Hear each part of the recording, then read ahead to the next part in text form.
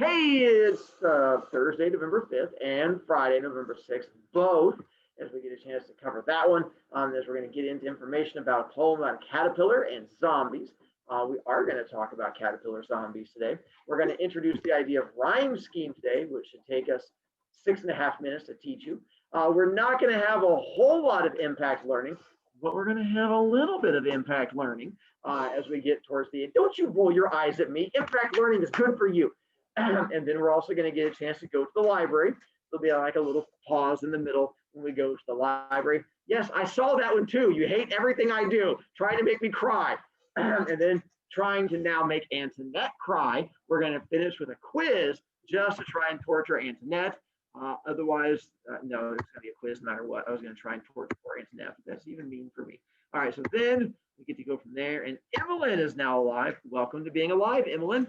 Good to have you join us. All right, so there. So did you, is it submitted? And you emailed me, and you're sure about it.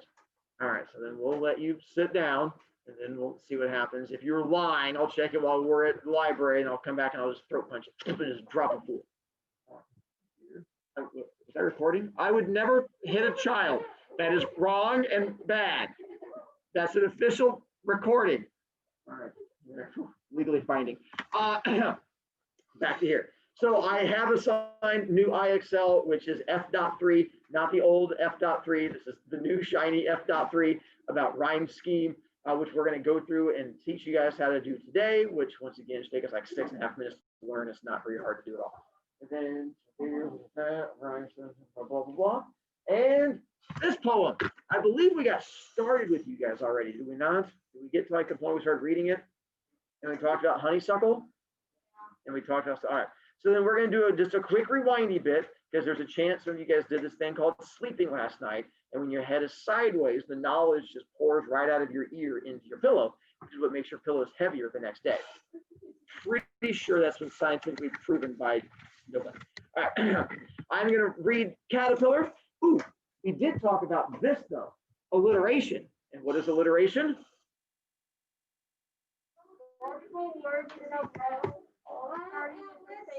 Nicely done. And Antoinette, you didn't have to raise your hand. You could have just yelled at me. It's okay. So again, it's multiple words all starting with the same sound. We will once again do a little bit of impact learning with this whole thing about alliteration. So again, as long as you've been paying attention, you don't have to roll your eyes. You can just pay attention and you'd be good. We're going to introduce again to make sure you know how alliteration works. So as I read this one, I would say, hint, hint, mark any alliteration you find in poem. That way you don't have to be impact learned. Caterpillar. Let me read it to you. We have, under this loop of honeysuckle, a creeping colored caterpillar, I gnaw the fresh green hawthorn spray. I nibble it, leaf by leaf, away.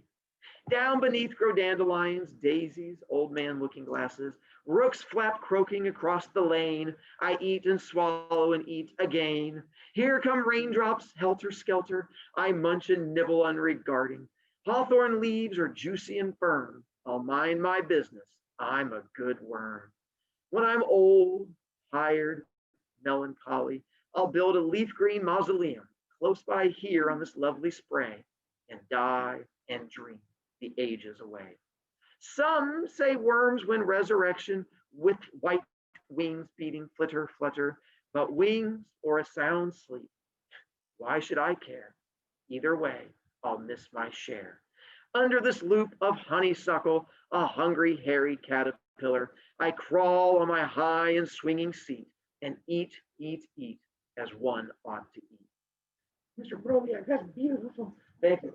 As we get into it, there's every chance if you're not good at reading poetry, you may have missed the zombie caterpillar part. Right, there's a zombie caterpillar part, and there's also an uplifting moral about the dumpster fire of 2020 in there too. Is there? There is. When we get to, don't you give me that look again. A different kid. That was not you, Antoinette. That was a different kid who's just next to you on my screen to give it. That's right, Tamara. I saw you give me that look when I called 2020 a dumpster fire, and you're like, "What?" Yeah, it is. And we're going to talk about how it connects to the poem. It all makes sense in the water. All right. So back to here, and not me just making fun of kids who have better hair than I do. All right. You both do have better hair than I do, and it makes me feel kind of jealous. I just gotta let you guys know that one right now. No wonder why you make fun of me so much. Right? Is that your way of saying that you have better hair than me too?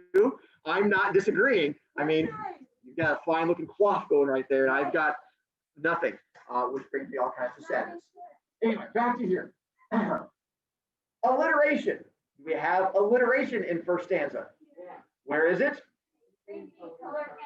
Nicely done. Oh, by the way, again, home children, for the next few minutes, we're going to be playing the You Get to Yell at Mr. Broviak game in case you're wanting to join in on. Wow, Antoinette, I don't think I've ever seen a kid unmute themselves so quickly.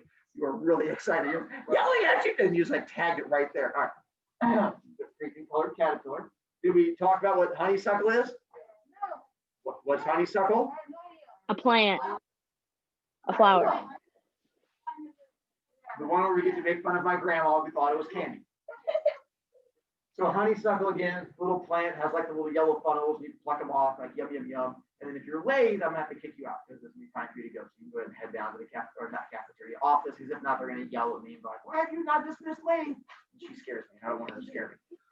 So Lathe, you have to go back and watch video later and we'll miss you and stuff like that. All right, back to here. So honeysuckle is the thing, you can pluck them off and you're supposed to be able to eat them and taste like honey. I wish you the best of luck. This weekend, you guys should all go hunting in the woods and just randomly popping things in your mouth like, is that a, nope, that's a pine cone. It sounds like a fun game if you guys get a chance to play. All right, thank you for letting me know that. All right, then Hawthorn spray. We got to that one also, which is, there you go. It's the type of leaf where our speaker is hanging out. And who is speaker in poem? Caterpillar. Comes in, and our caterpillar has one hobby, or not one hobby, yeah, one thing he does, which is, by the way, Robert Graves, not speaker. Who's Robert Graves? Nicely done. Do realize, for those of you who aren't sure, I can't hear you, and when you keep making too many poor choices, we have to remove you from the classroom. He says, saying it could be literally anybody.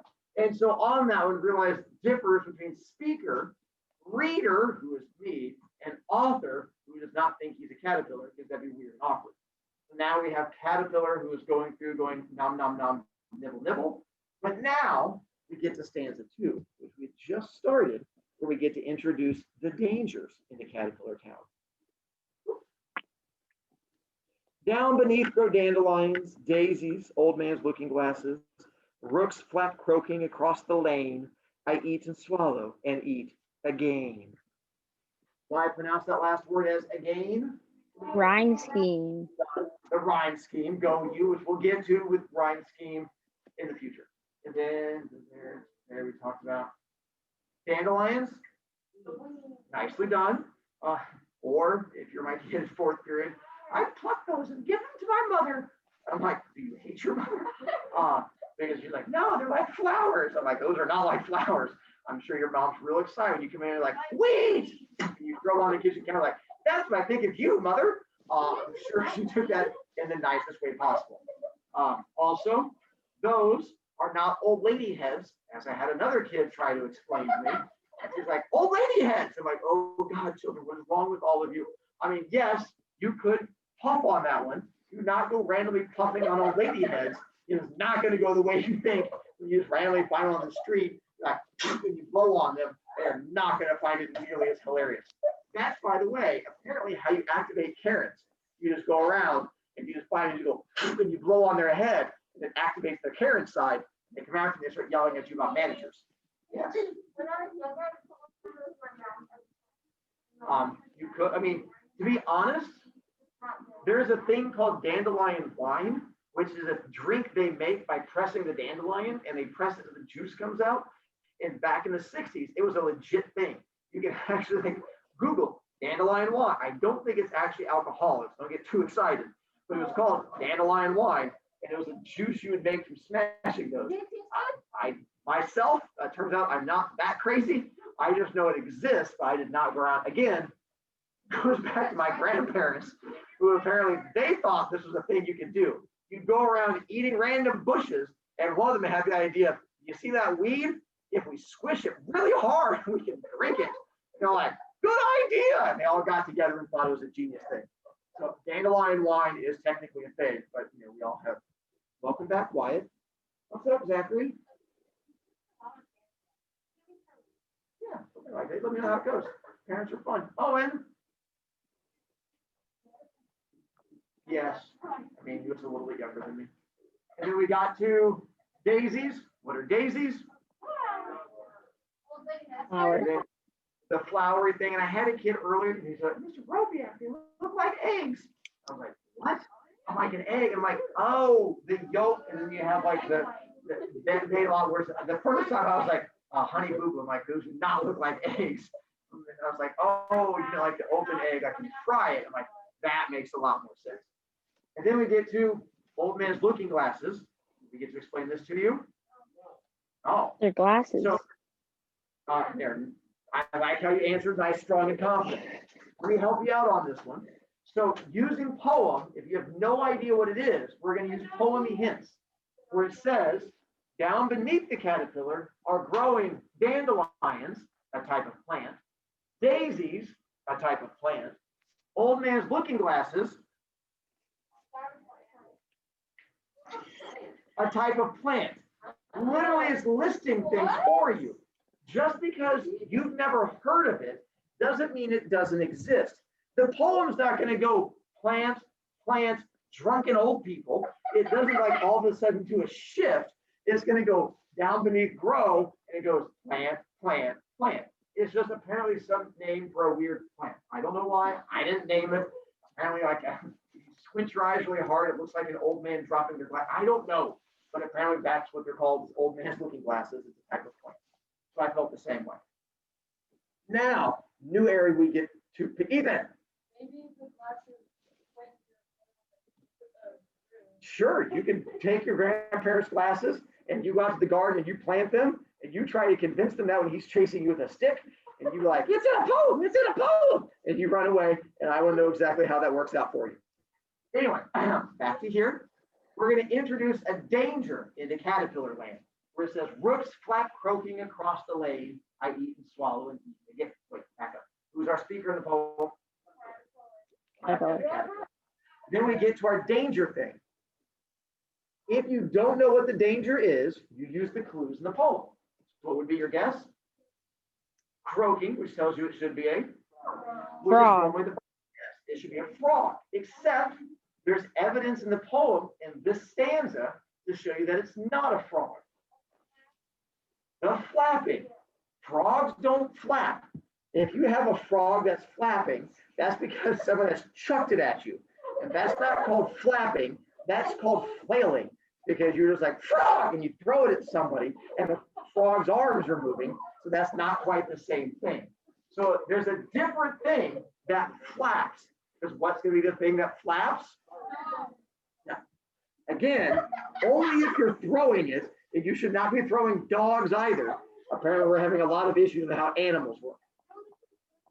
So on this one, it's a type of bird called a rook, which is like a crow or a raven. The reason it says croaking is not because it's not part frog, but because the sound it makes is like a rah, rah, which apparently sounds like a frog. Anyway, that's the danger they're talking about. So now it's saying this crow, raven, rook, is flying across and is a danger in Caterpillar Town. My question is, why is this a danger in Caterpillar Town? Because they eat caterpillars. There you go. They eat caterpillars. So now the question is, if this bird shows up in Caterpillar Town and it's a danger to them, use your imagination, if you were a smart caterpillar, which might be a stretch for some of you, what would you do when the bird comes by? Leave. Yeah. Go somewhere else. Get it? Leave, because they're on a tree. Good job, man. And so you would leave and go hide. That's not what our caterpillar does.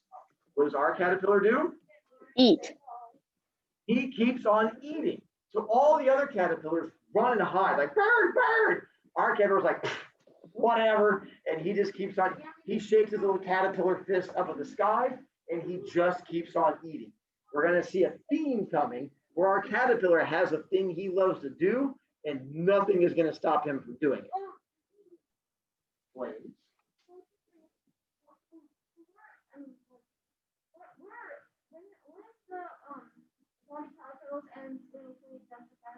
we gotten to that yet? So you have to wait till we get to it. Stanza 3, we have more dangers in Caterpillar Town. We can't introduce zombie caterpillars until we get past all the dangers and the death. Stanza 3, more dangers. Here come raindrops, helter skelter. I munch and nibble unregarding. Hawthorn leaves are juicy and firm. I'll mind my business. I'm a good worm. Ooh. First question, any alliteration in here? Ooh. No, yes. No. Is that the verb and the worm? Except there is. Mind my technically counts as alliteration because it's not the strongest, and we're going to get to a lot better alliteration, but just as this is like baby alliteration. We have it still counts. We have those words in a row. Later on, we're going to get to like hardcore alliteration, and this is like really easy alliteration. So technically it's there. Right, yeah, just like biscuit. No, we're not going to make fun of biscuit again. And then to here, who's our speaker in the poem again? All right, and then here's our caterpillar. I'm assuming you don't know what the word helter skelter means. All over the place? It is a Beatles song. It is not wrong, but you're on the right. So helter skelter means like crazily, all over the place, chaos kind of thing. Like when we go to lunch, well, not you great children, but when we go to lunch, when we have to like go down there and like line up and you guys all have like black little ducklings down there, that's not helter skelter. But imagine instead, when we go to lunch, we open up the door and go, all right, kids, there's enough food for 20 of you. Ready? Go! We open up the door like, ah! And y'all go running down the hallway, right? You're throwing kids out of the way. You're picking up the short kids, like swinging them around your heads. Like that would be helter skelter, where there's just chaos everywhere. So, oh, by the way, it's also a book. I found this on my daughter's floor today, Helter Skelter. When I was walking into her room, I was like, you're using that in class. I just grabbed it, like, that's my book. I'm like, hush your mouth. So I grabbed the book and brought it in. This book is not about kids going to lunch. It's about a serial killer. Because see, the true murders. Because apparently my daughter has issues and she was all excited. So it's about a guy who was a serial killer back in the 60s. And the reason it's called Helter Skelter is because the Beatles song. After he killed people, he wrote their lyrics on the walls. So people have issues. But anyway, back to here. Did that up? We now introduce new danger into Caterpillar Town. No longer is it birds. What's new danger? Nope. Raindrops. Get rid of this point. Raindrops. Nicely done. Now, the issue with that is, with raindrops, caterpillars are not made of witches, like from the Wizard of Oz, where they get wet, they melt. That's not the worry to them. So my question is, why is rain a danger to caterpillars? I hear they can drown. Yeah. Yeah, they can drown. Here, we're drowning. Where do caterpillars live? On leaves. Where do we find leaves? Outside. In trees. If the caterpillar is going to drown, we're all going to drown first. So you're on the right track, but it's not so much a drowning issue. Oh, if it helps, what kind of rainstorm is this if it says helter skelter? Oh, like a Crazy tornado. Big. So let me give you an example. I brought in a caterpillar to help you out. It's a stunt caterpillar wearing his protective hard hat. This is my stunt caterpillar. It's okay. He's wearing a hard hat to protect him. We also have a stunt leaf. This is my stunt leaf. We're going to put the caterpillar on the stunt leaf. I know. Like, Mr. Brovey, I got the caterpillar guy. It's okay. Settle down, Biscuit. It's okay. And so this would be in a normal rain. Caterpillar sits on leaf and he just hangs out, and the rain's like, I'm just raining, and everything is fine. But if it's the big rainstorm, you're like, oh no, big rain. All of a sudden, that's why he has to wear the stunt caterpillar stuff. You're like, Mr. Brovia, is the caterpillar dead? Hang on. He's okay. That's why he's wearing his protective outfit. So the question is, Why does the caterpillar have to worry about rain? Because he can fall off the tree. It'll knock him off down to the ground. That's when, and then he could He can get drown squished. or get squished or get eaten by other things. So any number of worries. So again, pretend you're a smart caterpillar. Again, for many of you, it's a stretch. When the rain comes, what should you do? Run Go and somewhere hide. else. Or as Antoinette said, leave. So Uh, caterpillars run and hide. What does our caterpillar do? Eat. He keeps on eating, shakes his little caterpillar fist up at the sky, and he's like, "You're not going to scare me." And all the other caterpillars like, "Run, run!" He's like, "You bunch of wussies," and he just keeps on eating. Then we get to stanza number 4. But now we talk about the fact that depressing things come in because you can't keep eating forever. Much like someday I have to retire from teaching and giving up torturing children, our caterpillar knows that someday he has to retire also. So stanza 4, oh, never mind. Before stanza 4, this line where it says, "I'll mind my business," has 2 meanings to it. One, when someone tells you to mind your own business, it's like it's an A-B conversation, see your way out of it. Same thing here. All the other caterpillars are running around screaming and they're yelling like, "Watch out, the rain is coming, go and hide." And he's like, "Do your thing." He's like, "I'm going to do my thing." I'm like, "What's your thing?" He's like, "Eating." I'm like, "Oh, you're really hardcore." And so he's like, keep doing what he does well. The other thing is, it means pretend our caterpillar works at a business called Caterpillar Co. And Caterpillar Co. is good at doing one thing. And Caterpillar Co. is good at eating. Our caterpillar wants to work his way up to management. He's like, "Someday I'm going to be a manager at Caterpillar Co. And the only way you move up the ranks is by eating." So he's going to mind his business, which is eating, because he's a good worm. But Mr. Broviak, caterpillars aren't worms. You're right. They're like worms with little legs. There's a reason why the author uses the word worm here as opposed to caterpillar. Rhyme scheme. Way to go off. So rhyme scheme, because if you put caterpillar in there, it'd be weird. If it was hawthorn leaves or juicy and firm, "I'll mind my business, I'm a good caterpillar," it doesn't work as well. So he switched it to worm, even though it doesn't necessarily make as much sense. Now, caterpillar retirement. We're almost the caterpillar zombies. But first, we have to retire before we can die. When I'm old, tired, melancholy, I'll build a leaf green mausoleum close by here on this lovely spray and die and dream the ages away. 1, alliteration. Ages away. The first, where? Old, tired, melancholy. All starts with what letter? Not right. Ages away starts with A. There you go. That one, I had to sass a living child first. And then yes, at the very end, you have die and dream. You also have and ages away. Those would be your alliteration down there at the bottom. So the last line has alliteration to it. And then we get big word alert, melancholy. You guys know what melancholy? Ethan? It was like in Boston one day. So. It was? Yeah, it was like sad. It does. So melancholy is more than just sad, which on the right. It's Press. a depression because you miss something. Like something is gone from your life, and that gives you this melancholy. You're like, you don't just wake up and go, 2020 is a dumpster fire, melancholy. It's not the way it works out. Here's the best way I can try to explain it to you.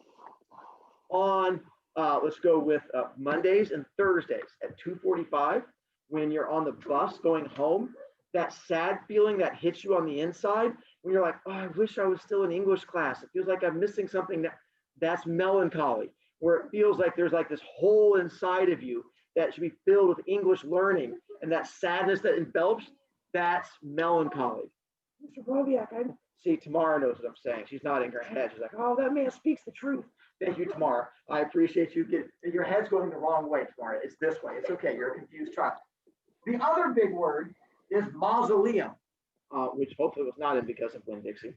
Or it'd be a really creepy story. Is it a Yes. house? Kind of. Did you say it's a house? Kind Yeah. of. It's a really, really creepy house. A mausoleum is A house where in they a keep dead bug people? is for dead people. So if you don't want to be buried underground, you can be chosen to be buried in a mausoleum, which is above ground place to bury people. Bury them in there.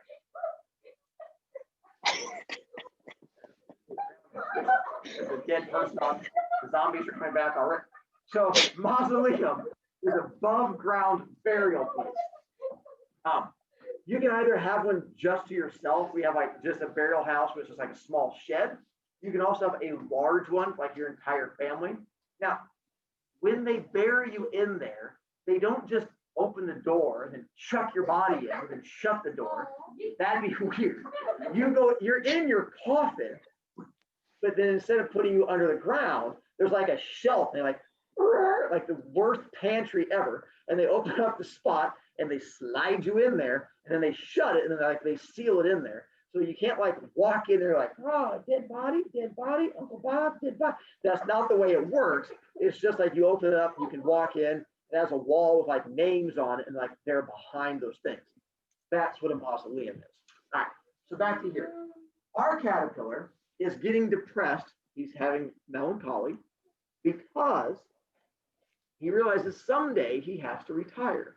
And when he retires, there's one thing he's going to miss doing. And that one thing is Eating. like, I'm really good at eating. And when I have to retire, I'm going to miss this eating thing, which makes him feel sad. He goes, plus, after I retire, I'm going to build my own mausoleum.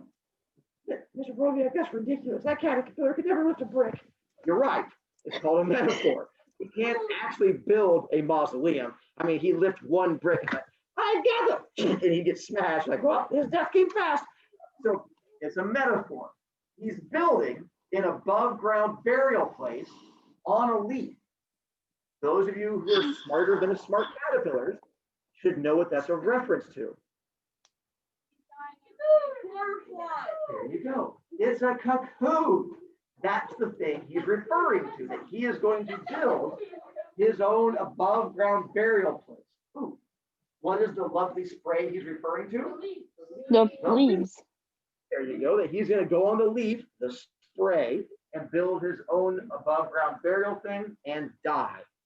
Well, yeah, caterpillars don't die. You're right. Stanza 5, it turns out there's a rumor in Caterpillar Town that something is happening to all the dead caterpillars and it freaks them out. Stanza 5. Some say worms win resurrection with white wings beating flitter flutter. But wings or a sound sleep, why should I care? Either way, I'll miss my share. Resurrection means that he's a zombie. Plus, definition of resurrection is coming back to life. Oh, back up. Alliteration first is where? Good. Where is it in the second one? With white wings and flitter flutter. Is that it? Is that all the alliteration? Oh, sound sleep? All right. Oh, good job. Every single line of this poem has alliteration. I had my fingers crossed you were going to miss one of them. But apparently, no, Mr. Broviak, we're smart. We pay attention. Whatever. So now, resurrection means coming back to life. Like anytime you die, there's a name for this. When we have a person who dies and you bury them in the ground, and then time goes by, and then they rise up and they walk across the earth, there's a name for that. Jesus. Zombies or Jesus, depending on how you look at it, but for the most part, zombies. So that's the rumor that he's heard, is that apparently the caterpillars come back as zombies. Plus, according to the stanza, they have a superpower. What is their superpower? Where do you see the evidence they can fly? So his worry is that the caterpillar, Sorry. Yes, Antoinette. I saw the fact that you were looking away, and all of a sudden you're like, and you're like, there's a flying caterpillar zombie on it. That's what he's worried about. Is that apparently, if he dies, he might come back as a flying caterpillar zombie, and that freaks him out. Now, again, there's a handful of you who are smarter than the average caterpillar, like 3 of you. And so you know you don't come back as a flying caterpillar zombie. What is he going to come back as? Butterfly. That's where, but you are, most of you are smarter than a caterpillar. You're like, no, you don't come back as a flying caterpillar zombie. You come back as a butterfly. Now, with that one, as far as he's concerned, though, he misses the one thing he cares about. Either way, I'll miss my share. Because butterflies don't eat leaves. You What do don't? butterflies eat?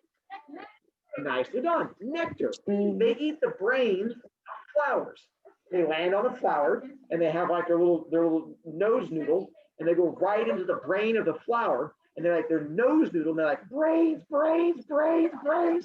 And the flower's like, ah, and they eat all the brains out of the flowers. So he's like, I don't want to become flying caterpillar zombie because even though I get to eat the brains of flowers, I don't get to eat the one thing I care about. And the one thing he cares about is Leaves. leaves.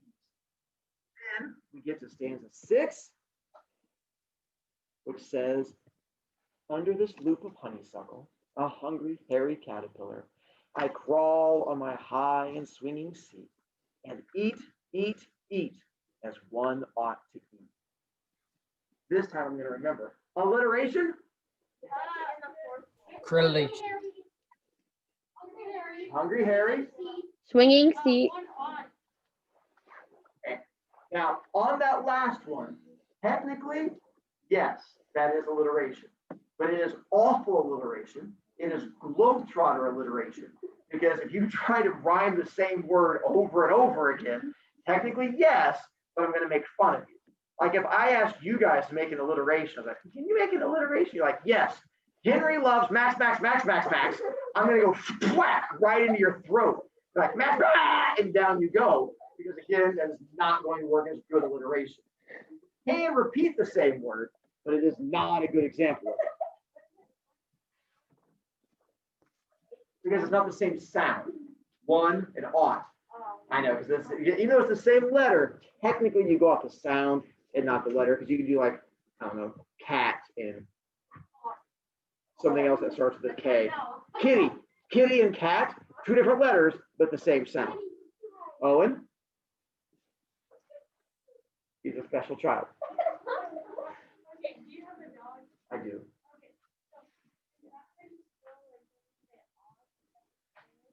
I think it's ought's a German word, so it's actually AU. It is not the English version, it's actually a German word meaning stop. So here we come back to our poem. Oh, wait. Who's our speaker in the poem? Yeah. Caterpillar again. So after all this stuff that happens, he goes, there's dangers, there's birds, there's rain coming down, there's death, there's building your own place, flying caterpillar zombies, there's the dumpster fire of 2020. He goes, no matter what happens, do the one thing that makes you happy and nothing else matters. What is the one thing that brings him happiness? He Eating. says, no matter what happens in the world, you keep doing the thing that brings you happiness. The other stuff does not matter. So that's this thing is like, you know what? You just sit back, you chill, you do the thing that brings you happiness, and you're good to go. Regardless of all the people yelling about elections and the dumpster fire that's going around in the world around you. Are you saying that we should just stay up all night and eat? Yep, pretty much. If that's the thing that brings you happiness. So now, when your parents try to yell at you, you go, no, Mr. Broviak taught us about caterpillars and dumpster fires, and I'm supposed to stay up all night and eat. They're like, well, if the teacher told you to do it, and you're like, yep, that's how education works, and it works for me. Oh, hang on.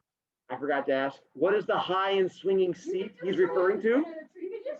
There you go. That is referring to the leaf. That's true. You have the YouTube videos right there.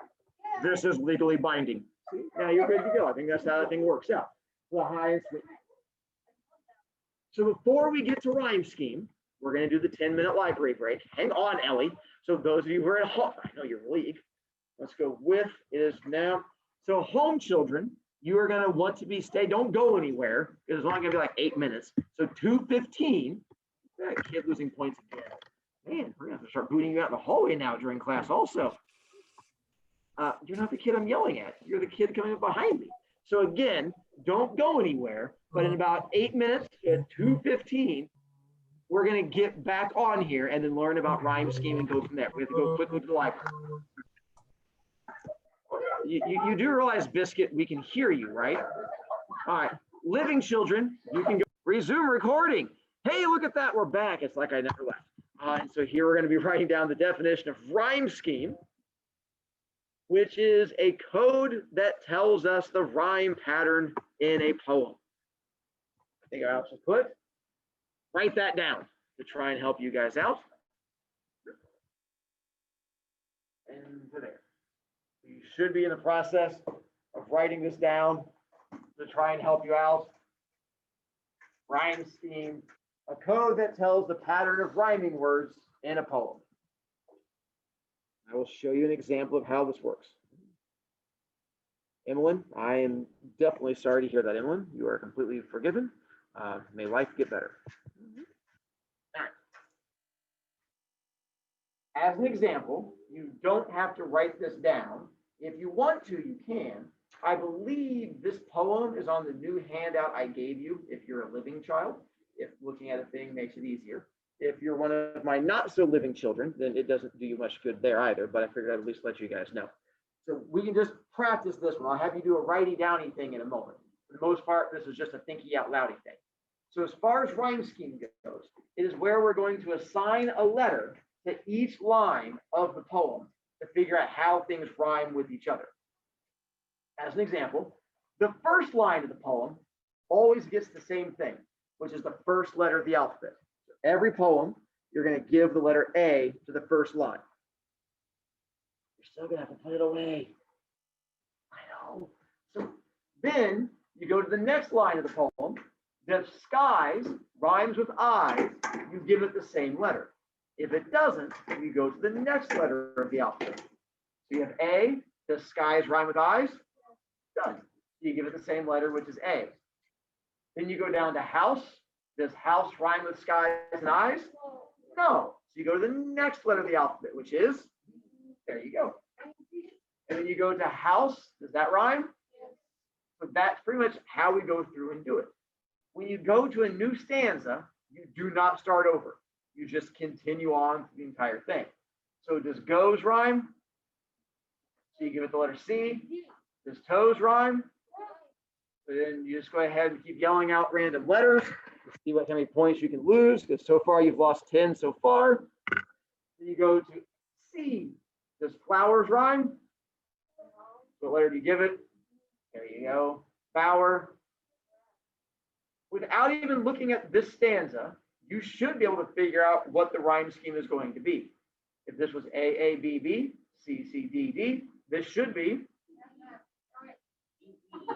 E, E. E, E, F, F. Good job, Biscuit. E, E, F, F. So you have hands, strands, small, all.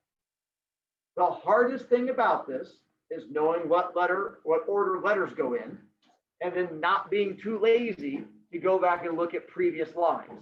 As long as you can master that, you've pretty much mastered it. So let's do a practice run. Look at your caterpillar poem. This one you are going to write down, and we're going to do this one together. So do first stanza on your own, but don't keep going after that because you might mess things up. So just do this first 4 lines, and we're going to see if we do it correctly together. We should know what letter the first line is. That's going to be, all right, just making sure. So you should know it's A. Good job. I'm so happy that you got the letter right. All right, ready? So what, by the way, this is where our impact learning comes in. First stanza, first line is A. All right. Does caterpillar rhyme? What letter do you give it? By the way, home children, you do get to come back and yell at me again. I have now given you back your ability to unmute yourself if you got excited. All right, just letting you know. And then spray.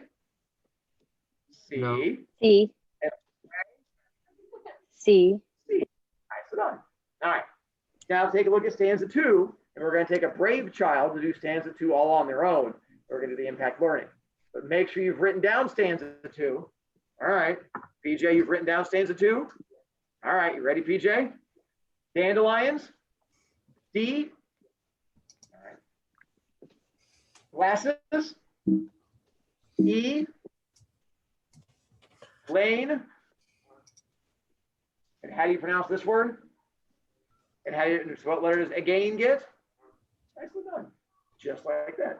You have A, B, C, C, D, E, F, F. All right, Biscuit. I saw you raise your hand a second ago. Do you still feel strong with stanza 3? Yep. All right, Biscuit. Helter Skelter is? E. I'm sorry, as you said, it was what? E? Oh, wait, no. G. Okay.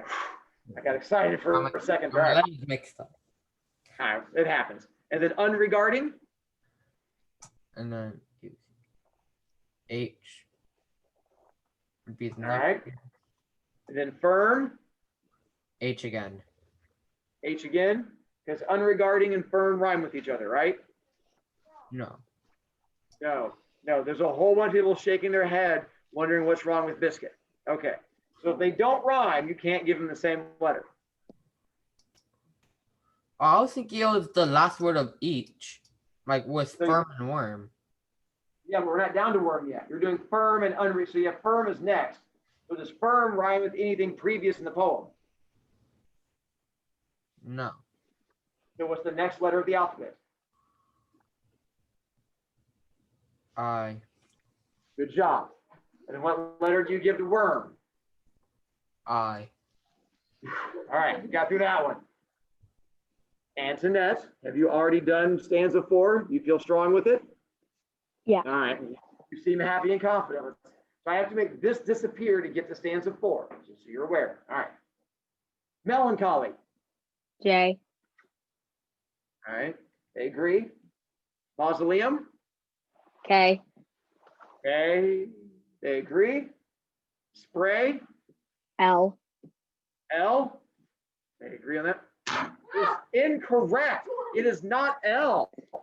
Uh-oh. Why? We're having. No, I'm not wrong. Y'all are wrong. Go I back think and I look at the know. I think I know. Mina, what is it? I think it's C Why is it C? because spray and away. Spray it, yeah, spray and away. Wait, spray and spray. Nice. Good job. Going all the way back to the first stanza, when they repeat that same word, you have to go all the way back and double check it. I know, Antoinette, you fell for the classic trick of having to go back to the first stanza. For Antoinette, what should spray be? C. Good job. You sound so depressed. You sound so melancholy, like you missed the old smartness that was, and then away. C. Good job again. Now, ready for stanza 5. Write it down, Blaze. All right. Ready? Resurrection. L. All right. M. Now on this one, I'm going to agree, but I had a kid earlier try to argue that flutter was supposed to rhyme with helter skelter. And he was like, it rhymes with helter. I was like, I think that's a bit too much of a reach. And he got all angry and grumpy at me. I'm going to agree with you, Blaze, and I think it should be by itself. All right. And your next one? Okay, I agree. Nicely done. N. Well, you have to wait. Too bad. We're going to have another kid. Ellie's already volunteered, and it's in her heart, and she's excited. Good job, Ellie. We have Honeysuckle. O. Whoa.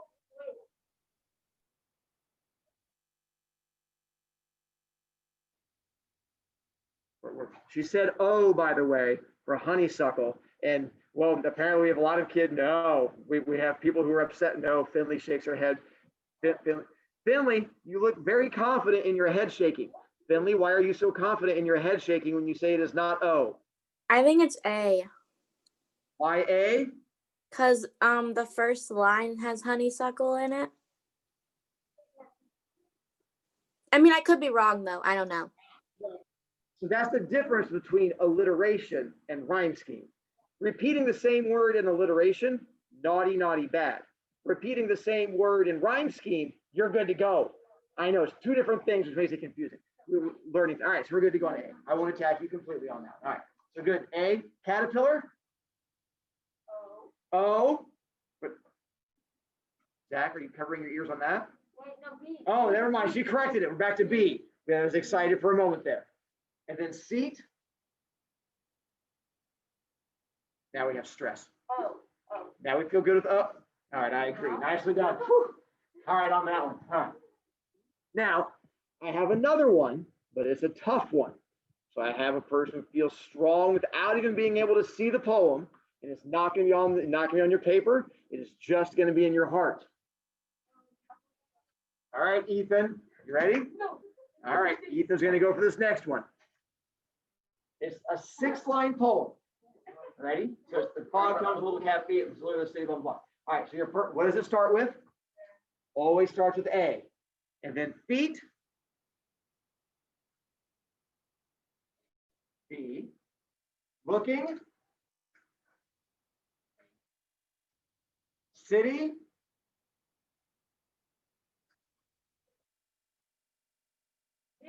D. Haunches.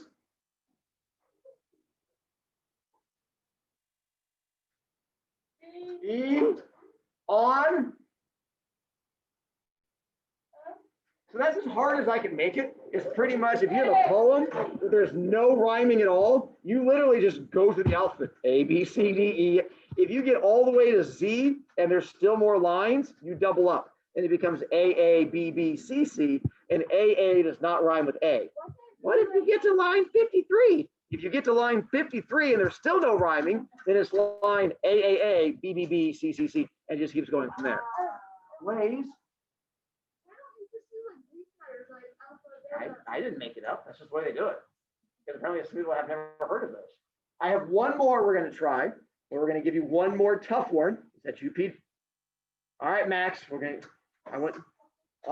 This got 2 stanzas, PJ. I'll give you second stanza. We'll make Max do first stanza. You ready, Max? I'm going to give you a poem with made up words in it. And if you understand rhyme scheme, even if you've never seen the words before, you should be able to figure it out. This is Jabberwocky. It's from Alice in Wonderland. All right. So what's the first line going to be? Nicely done. Does Wabe rhyme with Tobes? So it's going to be Borogoves. Outgrade. Nicely done. All right. You ready, PJ? All right. Sun. Catch. Oh, you feel strong. Shun. Bandersnatch. All right, hang on. Before we even look at the third one, what is our pattern? You should already know what this is going to be. What should this be? Because it goes A, B, A, B, C, D, C, D. So this is going to be? All right, ready? Let's find out. All right, ready, Owen? Hand. Sought. Tree.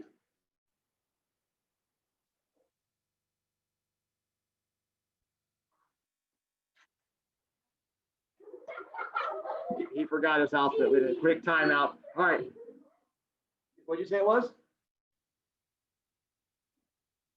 And then, nicely done.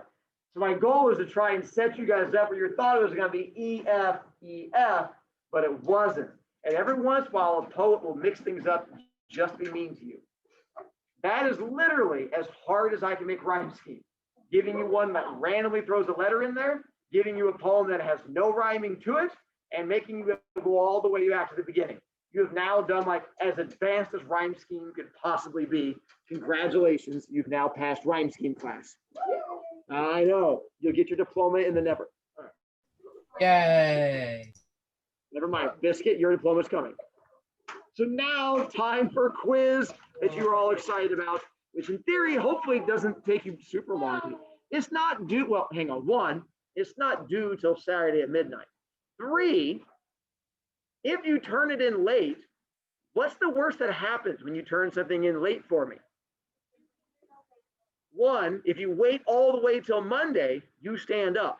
If you wait until Sunday, it just means you can't get a perfect score. Anything that's late for me, I just charge you 1 point and you can't get a perfect score. So if you can't get it done by Saturday, do it on Sunday. It's not the end of the world. It just means you can't get a perfect score on it. If your complaint is, well, Mr. Broviak, I'm already dumb, then you have nothing to worry about and there's no penalty for you at all because you're not going to get a perfect score. So I'm going to go ahead and leave it up there for you.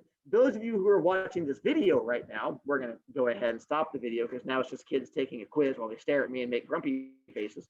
And so you should be good to go. Kids who are online making grumpy faces at me already, you can go ahead and continue making grumpy.